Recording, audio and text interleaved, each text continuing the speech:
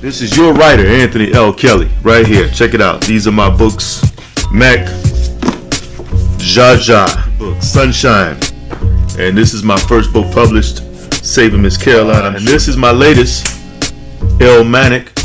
Go check this book out, man. This is a nod at hip-hop on its 50th anniversary. This is a nod to one of the illest MCs to ever do it, Nasir Jones. This is me shedding the light on mental illness. I'll leave all the links in the description box. Salute to everybody who's ever supported me, man. Y'all go support your boy, Anthony L. Kelly. Check till next time. I'm out. We got a good one for everybody today. And let's jump right into this, man, because we got some breaking news coming by way of Tory Lanez. Now, he was looking for a new trial after he was convicted a few months ago. The judge just handed down a ruling, and it's not good. Tory Lanez will not be getting a new trial.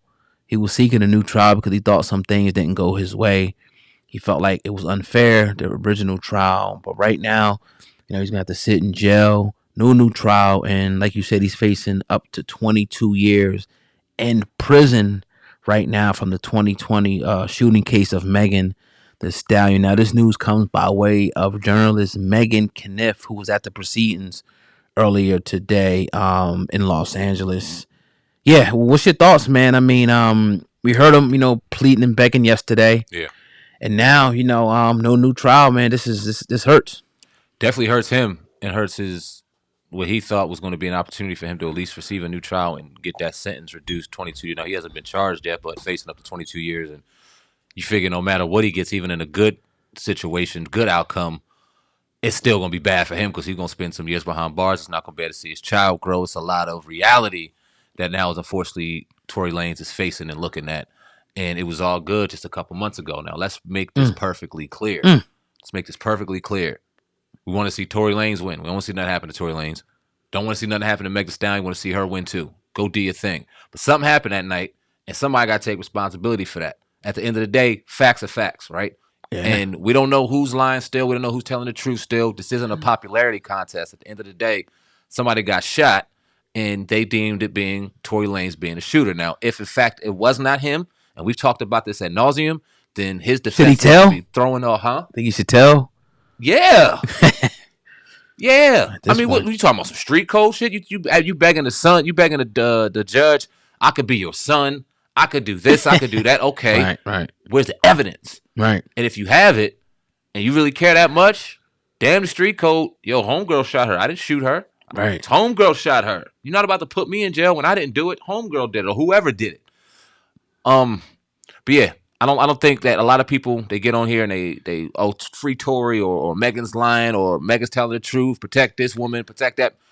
What the fuck is the truth? That's all we care about. What's the truth? What happened? Whatever happened, whoever is the guilty party in that needs to be punished at the end of the day. And right now, unfortunately, they saying it's Tory, so we got to go on. I don't want to see this brother spend a day behind bars, but if he did it, he has to take responsibility for that, not us. Yeah, and he was pretty much claiming that, he was robbed and deprived of a fair trial. How do you feel about the narrative that people are painting like Meg should have never did this to a black man? If Meg got shot, damn the color, Meg got shot. Like, ain't nobody, and to her credit, and we don't, like I said, there's still a lot we don't know about the situation. But she didn't say anything for a while. She had nothing to say about the situation for a while. Right. We seen Tory Lanez coming out and doing this thing, and everything was cool. And I guess that propelled her to go, you know what? I'm going to say something.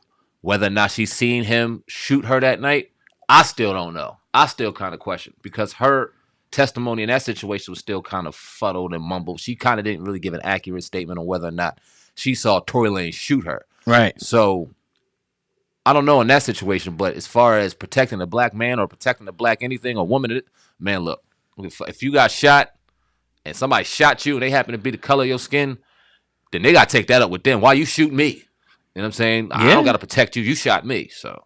And then it's like, you look at it like somebody, you see people die off a single gunshot wound all the time. Yep.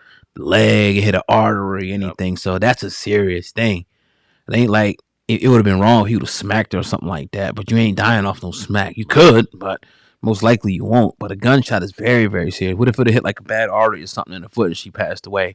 Yeah. And then according to the whole night, he was like, dance, bitch, dance, and all that. So apparently, she seen who did it, I guess, and she wants Tory to pay for it. Like you said, at one point in time, she wasn't going to say nothing. She says, which is up in the air. Yeah. But he was, I guess, running his mouth. So she's like, fuck it, I'm gonna put this nigga on blast, and she did that. So, hey man, you make your bed, you gotta lay in it. Yeah. If you in a drunken rage and you go out there and you shooting women and shit like that, and you wilding out like that, you gotta take responsibility for that action. Like you said, very well put, man. I don't like to see him go to jail, but hey, I'm not law enforcement. I wasn't there. There's nothing I could do about the situation. All I could do was talk about it at the end. Now, if there was wrongdoing, if he wasn't given a fair trial, he has the money to pay for the lawyers, and obviously, I don't know if he's being railroaded or not, but they didn't find, what he said, what was going on or didn't go on, and they denied him today. So that's a tough reality when you're sitting in jail, and now you got to wait for your sentencing date, and hopefully they don't, send you up the road for 20 something years. That's the only hope at this point. But the trial is finished. Let me ask you this, because we talked about Tory Lanez a lot throughout these years of doing this podcast. A lot of good stuff, a lot of bad stuff. He's been in the media airways for quite some time. What were your thoughts on Tory Lanez prior to this situation, and have they changed now? Thoughts in regards to just him, period? What was your overall thoughts? We don't know the brother, but what's your overall thoughts as him as an artist? What was your overall thoughts watching him on social media, his whole character? What were your thoughts on him? Honestly, man, I very talented, very super talented artist. Rap, sing, all that. Probably one of the best multi-talented artists that we got right now.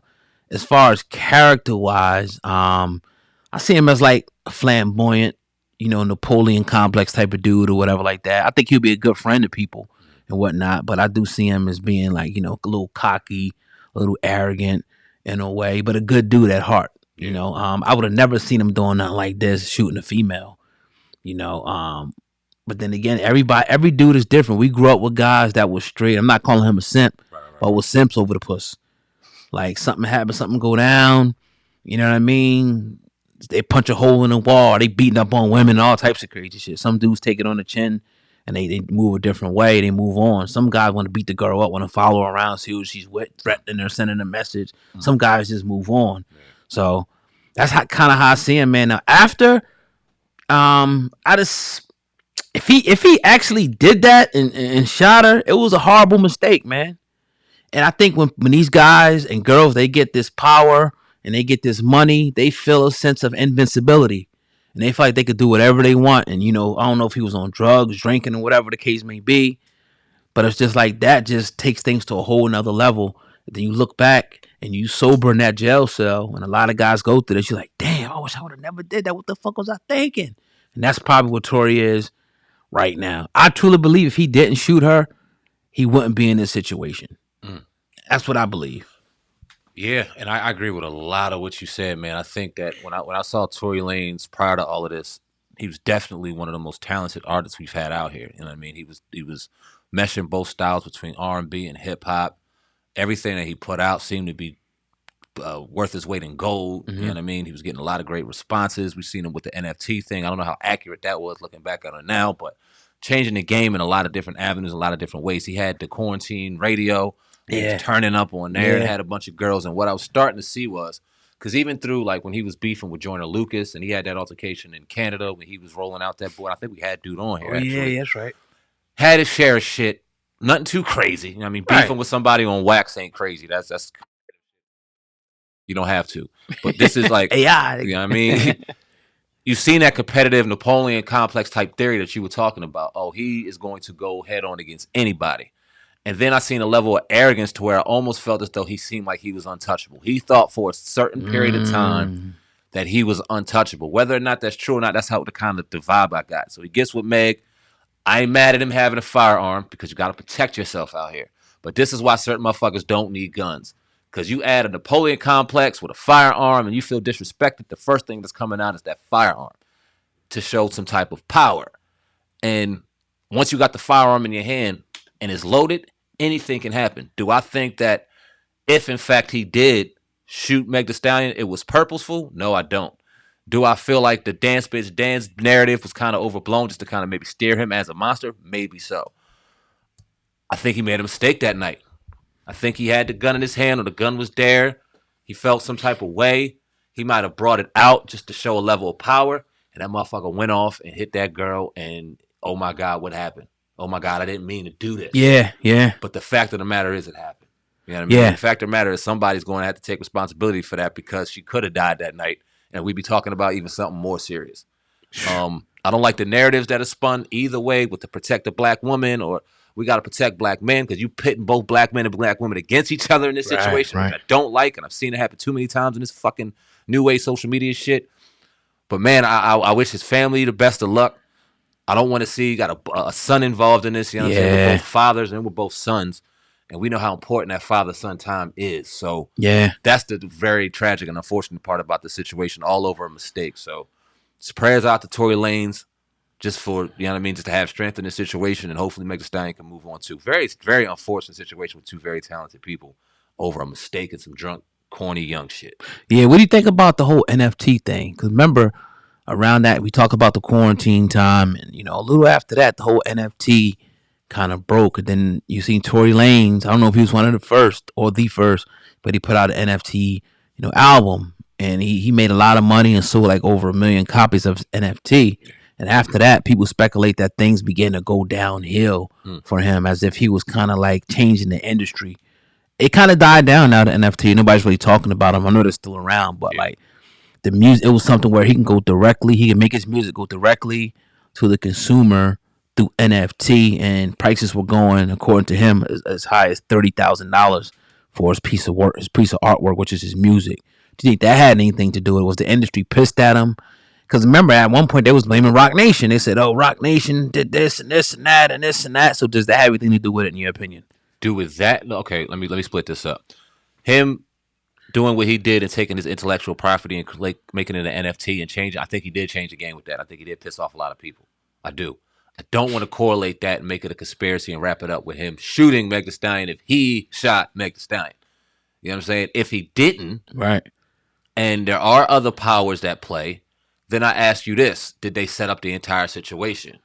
Like, how did they know the gun was there? Did they tell homegirl to shoot him and blame Tory? Was this an elaborate plan by Rock Nation for this to happen? Or was this happen to just to be some drunk shit and now you want to put the blame game on somebody else, albeit maybe some legitimate arguments you have when it comes to your career, and mix it in with the shooting? I don't think the two have anything to do with each other, but I will say this.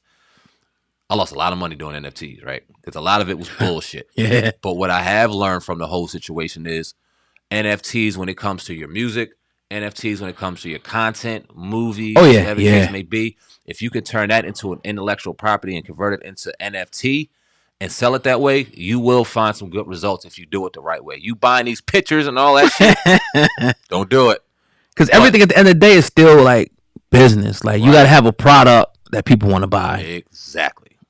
You know, if we go today and we buy, you know, 50,000 pencils, you know, and think we're going to come up, who the fuck going to buy them? We go to the school trying to, you know what I mean? Like some new age pencils though, you know what I'm saying? But nobody cares. Right. But Tory Lanez put out an album. And everybody's waiting for it. Yeah. And I'm going to give you stock in NFT if you purchase this or this. Lil Wayne do it or Young Boy do it or somebody do it with something to give somebody that somebody wants. Now we got something there. So, yeah, I think he did change the game. I don't know how much money or how much kind of value he collected from that NFT, but it was estimated like 400,000 from what I was reading one particular article. Right. You know what I mean? He probably got that off. Yeah. 400,000 seems about right. You talking about millions, I ain't buying it. But 400K, I could see that. Right. And that's the estimate, because probably only he knows. Yeah. You know, but, you know, nevertheless, I want to talk to you about this too.